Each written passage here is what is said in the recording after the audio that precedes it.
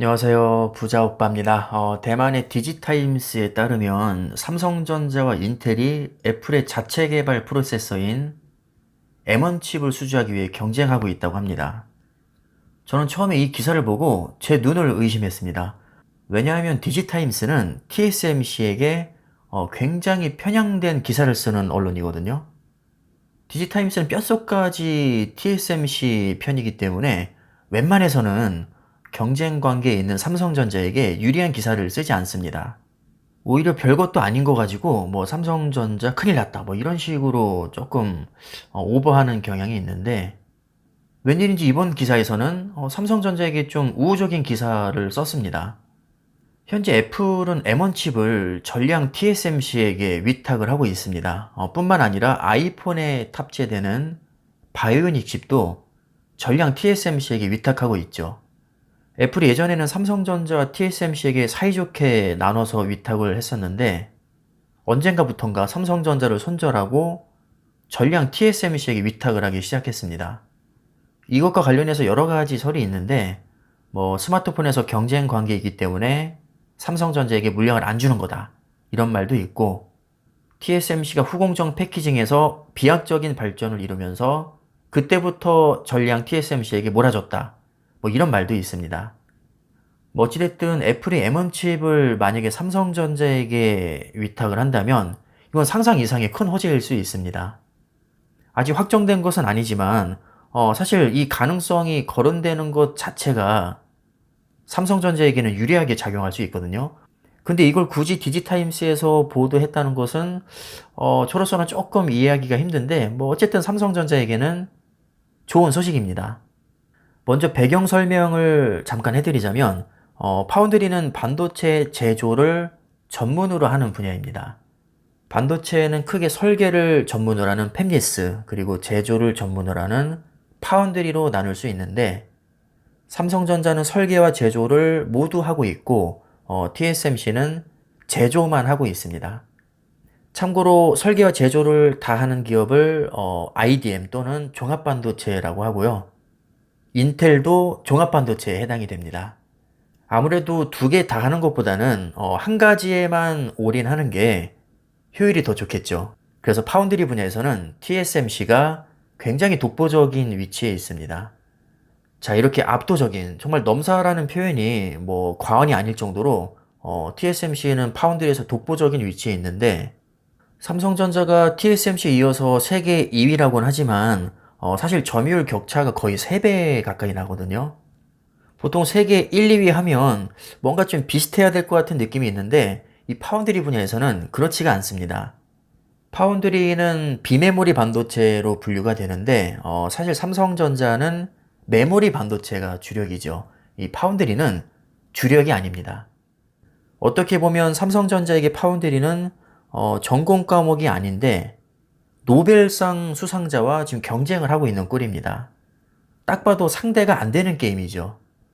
그런데 삼성전자는 2030년 이후에는 TSMC를 꺾고 파운드리 세계 1위에 오르겠다, 이런 엄청난 목표를 세웠고, 연간 수십 조에 달하는 정말 천문학적인 투자금을 파운드리에 쏟아붓고 있습니다. 미국에 20조 투자 들어간다는 거 있죠? 그게 바로 파운드리입니다. 이렇게 삼성전자가 파운드리에 목을 매는 이유는 메모리 반도체만 잘해서는 이 성장성에 한계가 있다는 것을 너무나도 잘 알고 있기 때문입니다. 전체 반도체 시장을 봤을 때 메모리 반도체는 약 30%, 비메모리가 70%입니다.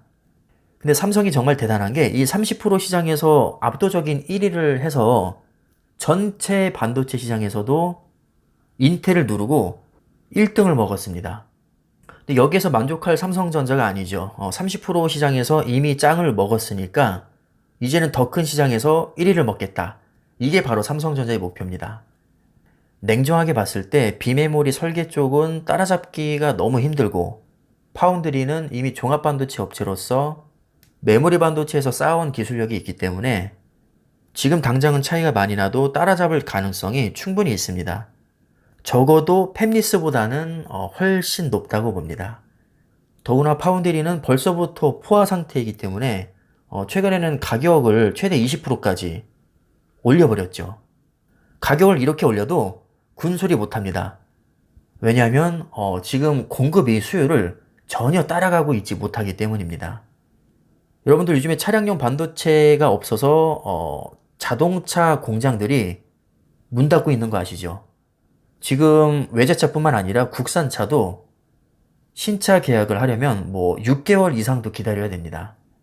지금까지 이런 적이 없었는데 반도체가 얼마나 부족하면 자동차를 못 만들어낼까요?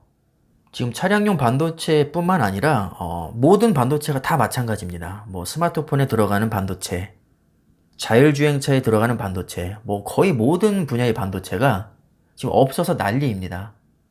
문제는 이게 일시적인 현상이 아니라 앞으로 더 심해질 거라는 겁니다. 시장 규모도 기하급수적으로 커질 것이 분명하고, 특히나 고부가 가치인 초미세공정 기술력을 갖춘 기업이 사실상 삼성과 TSMC밖에 없기 때문에 TSMC와 비슷한 수준으로만 올라가도 엄청난 수익을 파운드리에서 창출할 수 있습니다. 파운드리 배경 설명은 어느 정도 한 것 같으니까 애플의 M1 칩으로 한번 넘어가 보겠습니다. 애플의 M1 프로세서가 도대체 뭘까요? 애플의 맥북이나 태블릿 PC에 들어가는 핵심 처리 장치입니다.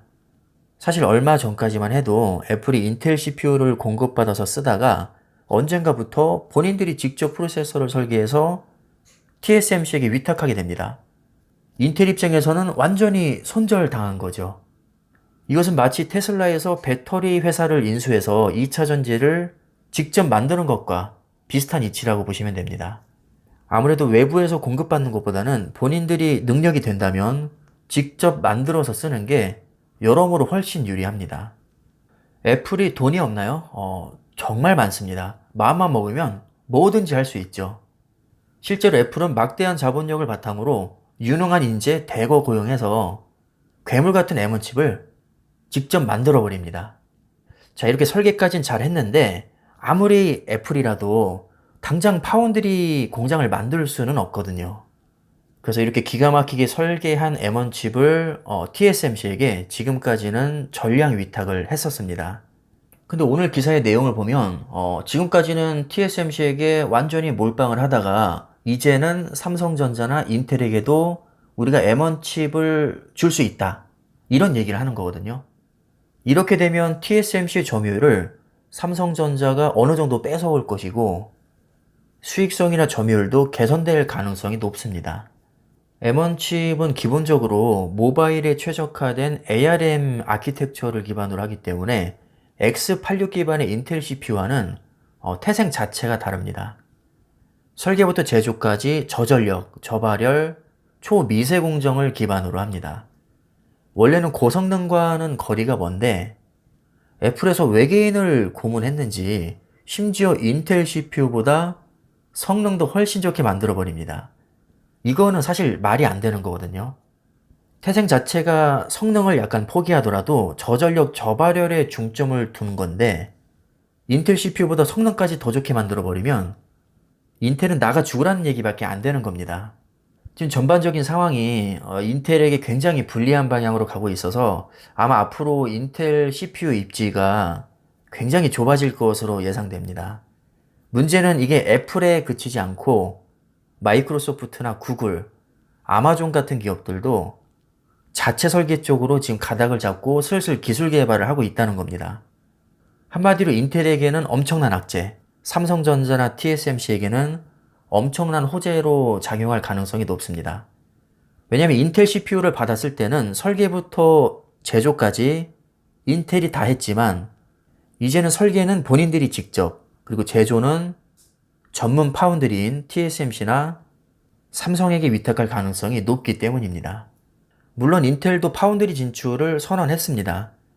하지만 이미 기술 격차가 많이 벌어진 상태라 아마 따라오기가 쉽지 않을 겁니다. 인텔이 기술 개발할 동안에 삼성전자랑 TSMC도 가만히 있지 않거든요. 애플 입장에서는 TSMC에게 너무 의존하는 것보다는 아무래도 대안을 한두 개 더 만들어서 경쟁을 시키는 게 유리하기 때문에 지금 삼성전자와 인텔을 상대로 슬슬 간을 보고 있는 것 같습니다. 삼성 입장에서도 애플을 고객사로 유치해서 손해볼 게 전혀 없기 때문에 얄밉게 생각할 게 아니라 실력으로 물량을 따내면 됩니다. 저는 개인적으로 파운드리의 성패 여부에 따라 주가도 크게 좌우될 것으로 보고 있습니다. 지금은 파운드리 실적이 너무 구리기 때문에 사실 메모리 반도체로 버는 돈으로 파운드리에 꼬라박고 있죠. 하지만 언젠가는 파운드리 자력만으로 TSMC와 대등한 경쟁을 할 날이 올 거라고 봅니다. 물론 시간은 꽤나 오래 걸릴 겁니다. 아마 그때쯤 되면 파운드리 분사 얘기도 슬슬 나올 것 같고 주가의 움직임도 지금과는 다른 양상을 보일 겁니다. 지금은 메모리 반도체에 너무 좌우되는 경향이 있는데 아마 그때쯤 되면 파운드리 영향을 더 크게 받을 수도 있습니다.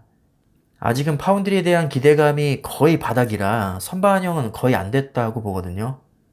그러니까 파운드리가 대박 난다는 가정하에 지금처럼 저평가 받고 있을 때가 수량을 모으기에는 좋은 타이밍이라는 생각이 듭니다. 물론 어디까지나 파운드리가 대박 난다는 전제가 깔려 있는 것이고 사실 실패할 가능성도 있습니다. 만약에 파운드리로 죽을 쓰면 반대로 주가는 많이 빠질 수도 있습니다. 삼성전자가 처음에 메모리 반도체 사업을 한다고 했을 때 전 세계에서 다 비웃었었거든요. 심지어 이 삼성전자 내부에서도 도시락 싸들고 다니면서 반대를 했었습니다. 하지만 결국에는 일본 엘피다 망하게 하고 독일의 키몬다도 파산했죠. 그리고 엘피다를 마이크론이 인수해서 지금 세계 3위가 됐습니다. 이렇게 치킨 게임에서 하나둘 다 무너뜨리면서 현재 독보적인 세계 1위를 수십 년째 하고 있습니다. 이런 과거 전력이 있는 데다가 지금 삼성전자의 현금 보유액만 100조가 훌쩍 넘습니다. 게다가 메모리 반도체에서 쌓아온 기술력 정말 어마어마하죠. 돈 되죠, 기술력 되죠, 추진력 엄청나죠, 브랜드 가치 세계 5위에 기술 개발비 항상 세계 상위권을 유지합니다. 뭐 하나 빠지는 게 없기 때문에 저는 파운드리에서도 삼성전자가 성공할 가능성이 높다고 보고 있습니다. 아무튼 오늘 기사는 삼성전자에게는 굉장히 큰 호재가 될 수도 있는 내용인데 디지타임스에서 다뤄서 왠지 더 신뢰가 갑니다. 아무쪼록 오늘 내용이 여러분들이 투자하시는데 조금이나마 참고가 되셨으면 하는 바람입니다. 자, 그럼 오늘 영상은 이쯤에서 마무리하겠습니다. 감사합니다.